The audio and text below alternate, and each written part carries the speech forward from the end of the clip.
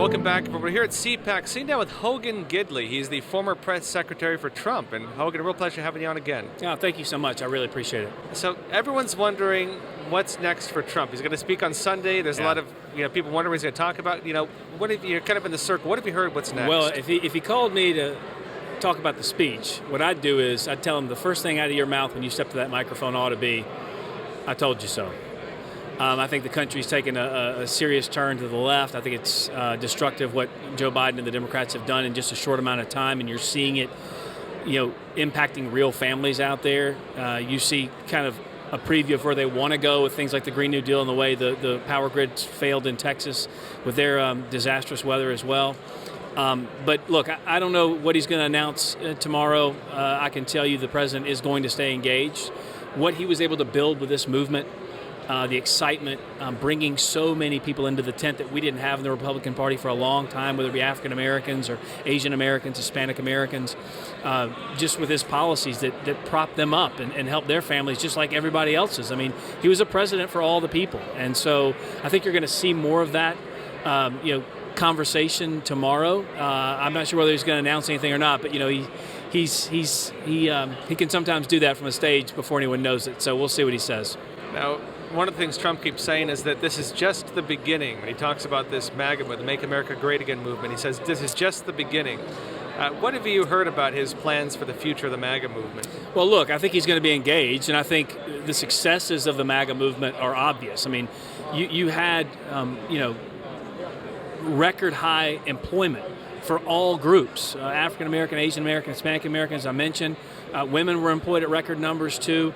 That was just with the economy, the rebuild of the military, the promise to move the embassy to Jerusalem, and did so.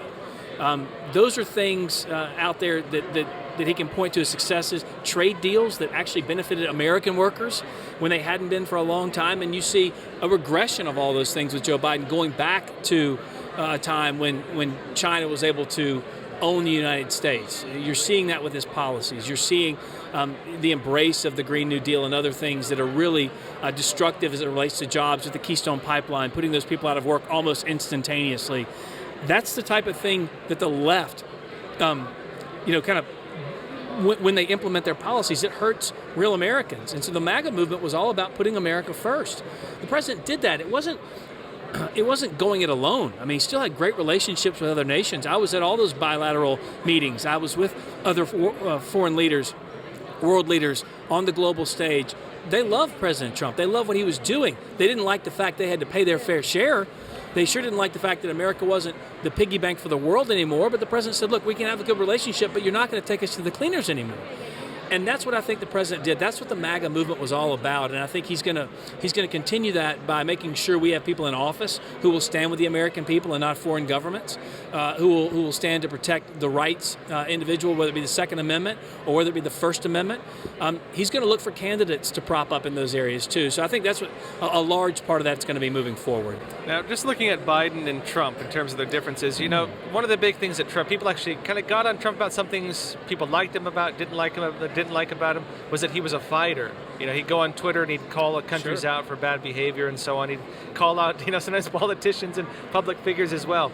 Biden is more of a diplomat, it seems. How would you contrast these two characters, and how do we see this being, affecting world relations right now? Well, look, I mean, you saw where doing it the old way got us. I mean, this president had peace deals in regions of the world that no one thought ever would be possible. People like Joe Biden saying that was the wrong thing to do, but yet peace broke out everywhere because of Donald Trump and what he was able to broker with these foreign leaders.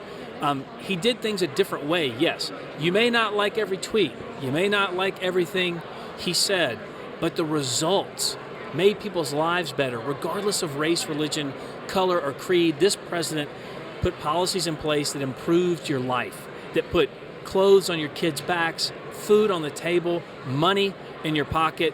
I mean, that's something we haven't seen in a long time. And so on the global stage as well, the diplomat Joe Biden, if that's a return to how diplomacy was done in the past, where we were the world's piggy bank, where China took us for fools and suckers, weren't paying us a dime, then started giving us billions of dollars because of the president, then he can have it. He can keep it. I think the juxtaposition in such a short time of what President Trump did and now what Joe Biden's doing so quickly, it's detrimental. I think the American people see it, and more importantly, they feel it. They feel it with the censorship of big tech. They feel it in their pocketbooks. They're hurting out there, and it's because of Democrat governance and Democrat policies. And I think the president's going to point to that a lot tomorrow, too. Now, Trump came out and announced this office of the former president and kind of caught everyone by surprise. He hasn't really said much about it. He hasn't really done really any big talks or speeches. Everyone's kind of left wondering what he's doing. What is this office of the former president? Again, I don't want to get ahead of anything he would say. I mean, he's going to be the one driving the message. He's going to be the one deciding his future, and you'll probably hear some of those snippets tomorrow. But look, he's a global billionaire. I mean, he can do whatever he wants to do. I think that he understands the significance of the policies he put in place and how they impacted people's lives. And so whatever he does, I'm sure it's going to be for the betterment of this country, just like he did before. I mean, he didn't need to run for office. He didn't need that affirmation. I mean, he was already very successful, as I said. But he did it because he felt there was a need out there, that so many people were suffering and hurting, and he solved a lot of those problems. So I think the MAGA movement, what he's going to do moving forward, will in fact, push that even further. And, one thing we've seen now as well is, despite the attacks on Trump, the attempt to get him impeached, the, raid of the Capitol building, things have been pinned on him. The numbers of support for Trump seem to have gone up in most of the polls. I'm curious, why do you think this is, and what is the future of this kind of grassroots movement around Trump? I'll tell you, everybody I talk to is running a congressional race. Everybody's running a Senate race around the country for Congress. The United States Congress is saying, I'm the Trump person. No, I'm the Trump person. You're not. I'm the Trump person. I mean, they're all pushing to grab that mantle because they know what it means. They know what success breeds success. They know how to protect their constituency is to push the MAGA agenda. And so I think moving forward, you're going to see a lot more candidates move to embrace that. Those who don't, I think they're going to have a more difficult time because the people in those districts who actually felt, not just the positive energy of what was going on, but actual, benefits they received because of good governance and the president's policies. I think a lot of folks on the local scale are going to try and embrace that, and they should. They'll be successful. And we're seeing this political shift as well. A lot of people were thinking at first that Trump was going to announce a new political party. They were talking about the Patriot Party. He disavowed the one that was started, saying he's not part of that.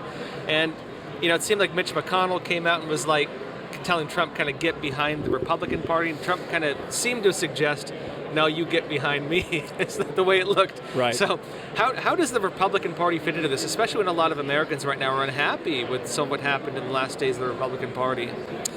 Look, I think, I don't know. I mean, I think the Republican Party has grown so much under this president, has benefited so greatly by, his policies. And it's opened the door for a lot of politicians out there who understand they don't have to do it the same way it's been done in the past.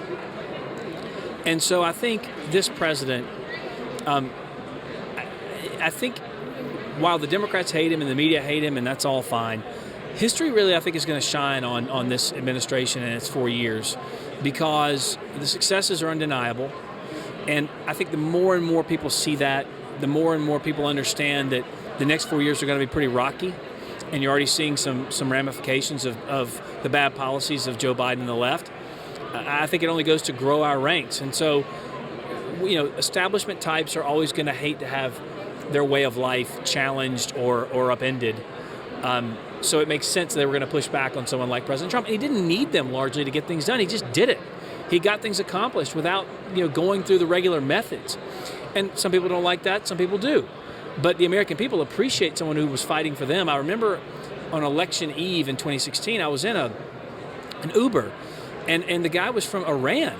And the guy from Iran said, "What about this Trump guy? He's yelling all the time." I said, "You don't like that?" He goes, "No, he's finally yelling for me. It's someone who's fighting for me." That stuck with me because that was an anecdote that was real. Someone wanted a politician to fight for them. And in the time of the lovable loser in the Republican Party or the self-loathing Republican, I think that's over. The president said, no, you don't have to take it anymore. You can fight back. And he was one of the ones to do it. Now, Hogan Gidley, just last question here. Yeah.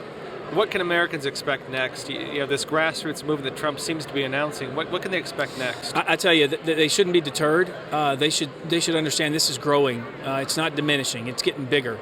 not just because of the president's leadership and because of those policies we've been talking about here, but because the American people, I think, are sick and tired of politics as usual. They're sick and tired of the D.C. decorum, of the nonsense they're hearing where, you know, you don't have a wall at the southern border, but you have one around Congress. They're refusing to open up schools. They're shutting down economies that are crushing businesses and the American worker and the American people. They're seeing that, and they're gravitating towards something that's bigger than the individual. It's we've got to get out there and fight for this country. She is worth fighting for. She is a beacon of hope and strength and goodness all around the world. And our democracy can be messy, but the American people know they had a fighter in Donald Trump and someone that stood up for them. And I think they're going to miss him in the next little bit, just because the fallout from Joe Biden and what he's been able to do in a short time has not been good. And so I think moving forward, we're in good shape because we have people like Donald Trump and a lot of up-and-comers who are here speaking at CPAC. I mean, what a great event.